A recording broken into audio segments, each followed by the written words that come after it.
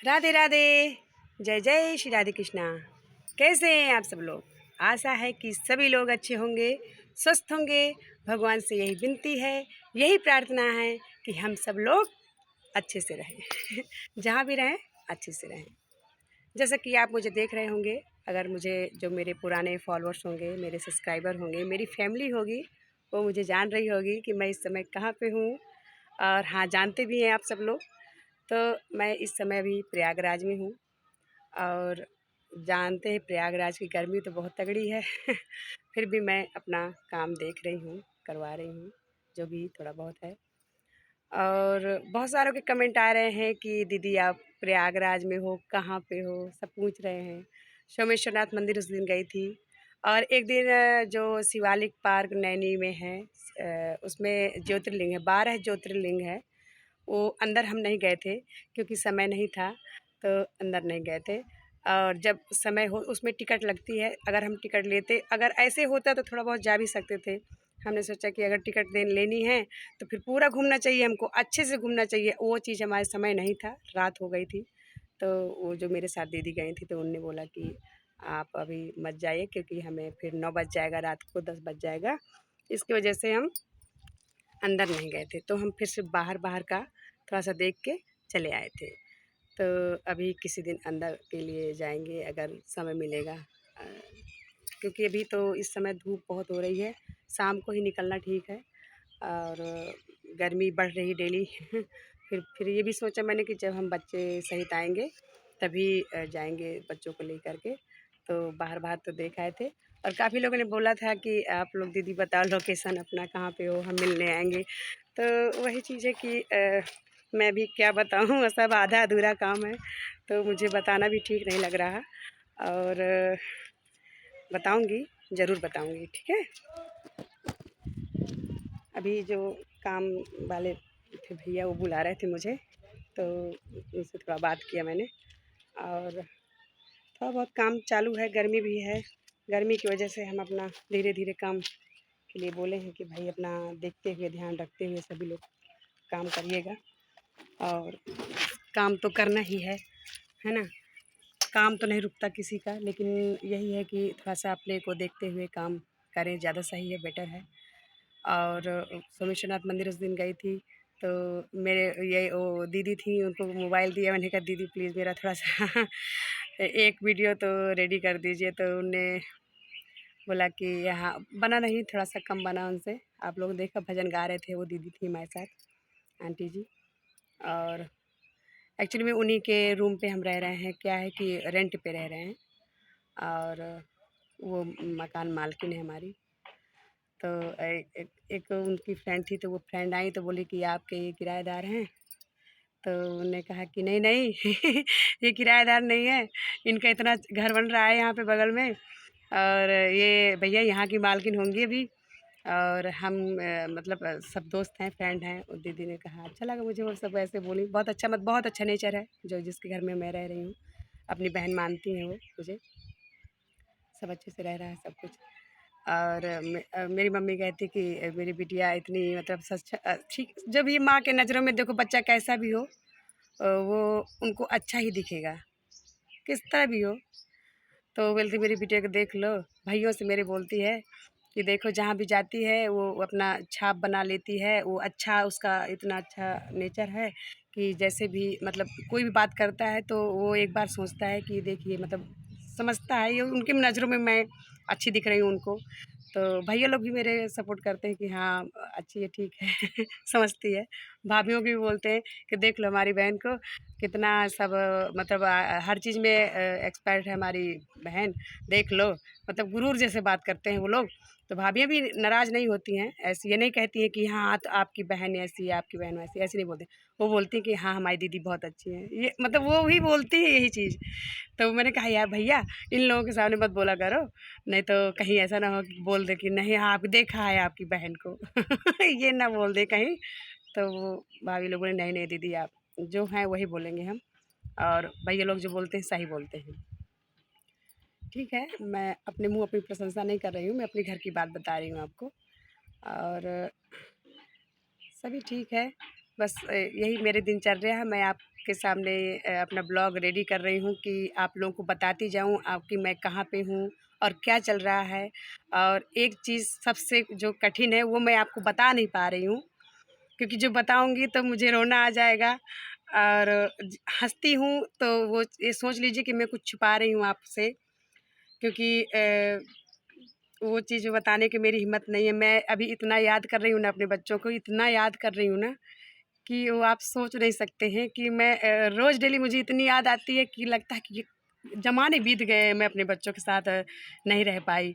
और मतलब 1 महीना तो मुझे हो ही गया, 1 महीने से ज़्यादा हो गया होगा। तो वही चीज़ याद आती है मुझे बहुत ज़्यादा आती है क्योंकि वो नहीं बता पा रही मैं आपसे। और बस थोड़ा-सा धैर्य रखना है, धैर्य रख रही हूँ जो अ, बस बच्चों के सामने अगर मेरा ये वीडियो जाएगा तो वो भी रोना शुरू कर दें, इसलिए थोड़ा-सा ये सब है ना। कोई भी मम्मी अगर मुझे देखेंगी तो वो ये सोचेंगी सही बात है दीदी कि मतलब 1 महीने से मुझे ज़्यादा हो गया। मेरे बच्चे का एग्ज़ाम चल रहा था बोर्ड का, मेरी बेटी का। तो इस कठिन परीक्षा में परीक्षा हुई है हमारी। मतलब बिटिया के पेपर चल रहे हैं बोर्ड्स के और उस परीक्षा में मेरा उसका मुझे साथ देना बहुत ज़रूरी था, बहुत ज़रूरी था। लेकिन उस परीक्षा को छोड़ कर के एक और कठिन परीक्षा आ गई मेरे सामने, जो मेरा मेरा रहना वहाँ पे बहुत आवश्यक था। और उस परीक्षा में बेटी की तो भगवान सरस्वती माता रक्षा करेंगी, है ना? उसका साथ देंगी माता सरस्वती। मेरी परीक्षा में मेरा भगवान साथ दिया, वो मैं परीक्षा में उत्तीर्ण हुई, अच्छे अंकों से पास हुई और मेरे बच्चे भी अच्छे अंक लेकर के पास होंगे। मैंने जैसे उनको उस हालत में छोड़ के आई थी, तो वो हालत तो अभी सोचते हैं तो और ज़्यादा मतलब बहुत ये हो जाता है कि देखो जिस समय मैं अपने माँ-बाप का साथ मतलब चाहिए उनको बच्चों को, वो समय मैं नहीं दे पा रही उनको दे पाई थी। पर बस यही है कि प्रेम बना रहे, भगवान साथ देगा। कहीं न कहीं से उनको ज़रूर स्रोत मिलेगा उत्तीर्ण होने का। तो बेटी से भी मैंने बात की, मैं कहा बिट्टू मैं आपके साथ रहती, कितना अच्छा होता ये सब, मैं जाती वैसे मैं डेली जाती थी उसके साथ, जैसे-जैसे उसके एग्ज़ाम जिस दिन रहता था, जाती थी जब तक वो एग्ज़ाम उसका पर्ची नहीं मिल जाती, पेपर नहीं मिल जाता था, तब तक मैं गेट के बाहर खड़ी रहती थी। तो जो जो मेरे साथ मतलब जाती थी वो बोली दीदी चलो बच्चे तो अंदर चले गए चलिए। तो मैंने कहा नहीं नहीं, कोई ज़रूरत पड़ी जब तक पेपर नहीं मिल जाता उसके हाथ में मैं कैसे निकल जाऊँ, अगर कोई ज़रूरत पड़ी तो फिर फ़ोन गया फिर मैं कैसे आऊँगी, ये प्रॉब्लम हो जाएगी मेरे लिए। तो बोली कि चलो ठीक है 10 मिनट मैं आपके साथ बैठती हूँ। बहुत अच्छी मतलब वो भी फ्रेंड थी मेरी, मेरी मेरी बेटी की फ्रेंड की मम्मी थी। तो वो भी मेरा साथ दिया, फिर जब बच्चे के एग्ज़ाम स्टार्ट इधर हम अपना चले आते थे। तो सिर्फ़ 2 दिन के एग्ज़ाम में ही मैं गई थी, शायद 3 हाँ, 3 था। और जो चौथा एग्ज़ाम था उसका वो अकेले गई थी। वो अकेले जब जाने वाली थी तो यहीं से मैं फ़ोन में थी उसके साथ, मैं कहा बेटू तुम फ़ोन नहीं ले जाओगी तो अभी मुझसे सब मैं बता दे रही हूँ। सारी चीज़ जो रोज़ बताती थी हमेशा, वो चीज़ उसको बताई, बताने में उसका कॉन्फिडेंस बढ़ाया मैंने। और अपनी चीज़ बताई काफ़ी, तो वो समझी, बच्चे तो बच्चे हैं, थोड़ा समझे, थोड़ा-सा रोए। तो वो चीज़ रहा। और आज अभी भी यहीं पे हूँ मैं, तो अभी तो फ़िलहाल ठीक है क्योंकि अभी उनके पापा जी उनके साथ हैं। और खाना-पीना है तो खाना-पीना का थोड़ा बहुत प्रॉब्लम हो गया था कि बच्चे अब कितना जो बनाती है तो फिर पढ़ नहीं पाती है। तो इसकी वजह से फिर मैंने फ़ोन किया कि अभी क्या है कि अभी बच्ची को पढ़ने दीजिए और उसका टिफ़िन लगवा लीजिए। तो फिर उन्होंने टिफ़िन लगवा लिया था, आर्मी से ही लगवा लिया था। तो अभी तो सभी दोनों बच्चे खुश हैं क्योंकि खाना बना बनाया आ रहा है तो खा रहे हैं, पी रहे हैं। और बस पढ़ाई है, घर का अपना थोड़ा बहुत जो भी नहाना-धोना, कपड़े लत्ते होंगे वो अपना कर लेते हैं वो लोग। मशीन में अपने कपड़े धुल लेते हैं, ये सब चीज़ कर लेते हैं।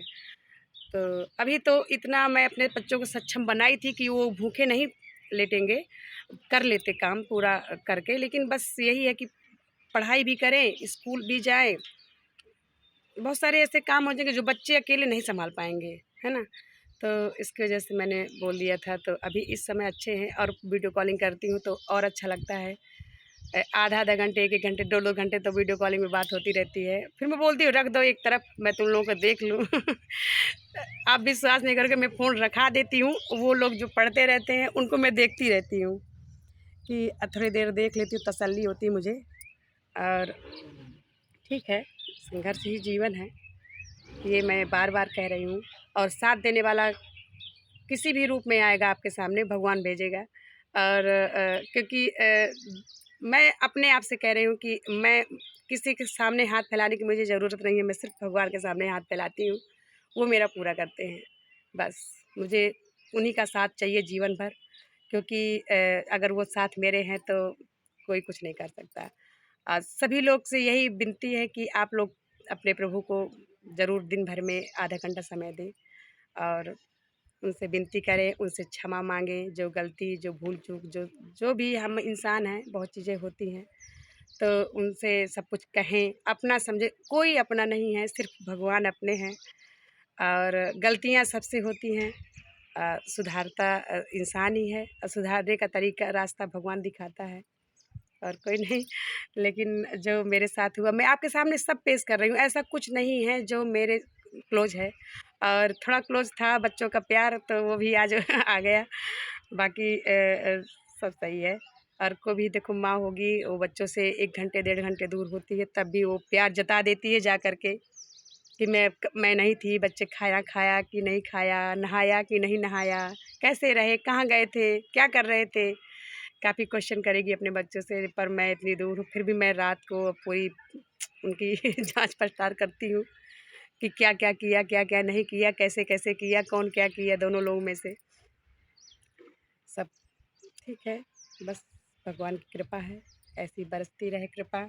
हमको कृपा बहुत चाहिए, क्योंकि कुछ नहीं है हमारे हाथ में, और